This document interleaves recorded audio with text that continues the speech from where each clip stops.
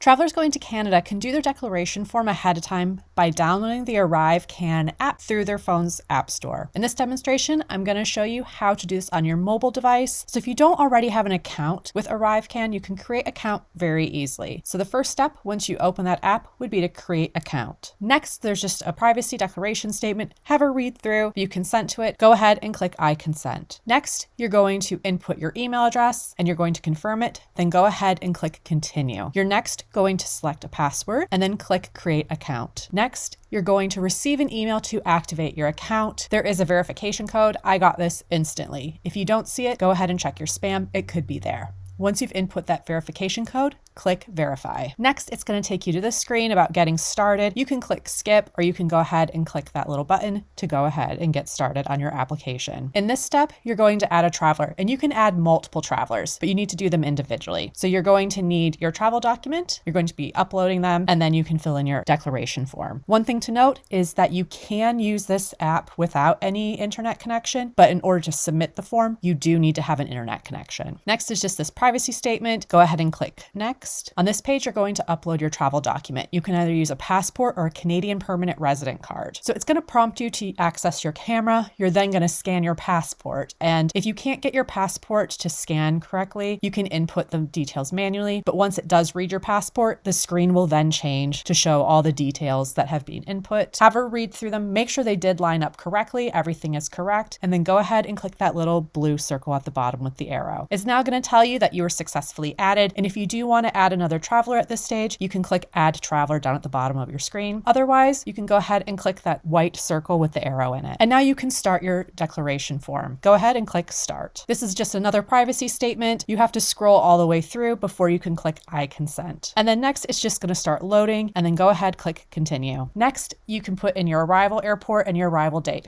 When you do click on the arrival airport dropdown, it will give you the options of where in Canada you can use this app. With the date of arrival, it will show you the calendar and you select the date. You can only do this within the next 72 hours of your arrival into Canada. If you don't arrive in that time and your form expires, you just have to redo it again. Of course, you can use the kiosks when you arrive in Canada. Once you fill this in, go ahead and click the little blue arrow at the bottom. You'll get this page while they prepare your advanced declaration, and then go ahead and click continue once changes color. Here you can add the travelers that you want to declare on your form. In this demonstration, I'm just using myself. So I've got myself selected. If I wanted to add another traveler to my trip, I could do that there. Next, you can select the language you would like to receive. The confirmation email, you can either do it in English or in French. In this demonstration, I'll do it in English. Next, it's asking you where you're arriving from. Go ahead and select whichever one works for you. Next, it's asking where you live. Select the appropriate answer. Next, they want to know the purpose of your trip. Select which one works for you. And now it wants to know how many days you're going into Canada. If you're not quite sure, you can click to calculate the number of days you're going to be in Canada. And then once you input the correct number of days, go ahead and click the next button. Next, you need to input your duty-free allowance. And this is going to be for each passenger going into Canada. It will have each person's name. Just for privacy reasons, I've omitted my full name. So click whichever one works for you, yes or no. And then answer these questions truthfully as you go through. If you need to learn more information, you can click additional details for further clarification. And then once you're done with this, and then you would be brought to this page where you're just acknowledging that everything is correct per the traveler you've completed this form for. And then once you're ready, go ahead and click submit. You'll then get this prompt to say it has been successfully completed. You can see here it's for the airport that you're arriving into and when you submitted it, and then when your form will expire by. If you don't enter the kiosk by that time, you just need to recomplete this again. It took longer to create the account than it was to actually complete the form. If you don't complete this form ahead of time, that's okay. You can just go to one of the kiosks that they have in Canada and do it there. You will also receive an email just to confirm all of the details with further information about going through the gates and when you're in Canada and processing immigration. And that's it. It's that easy.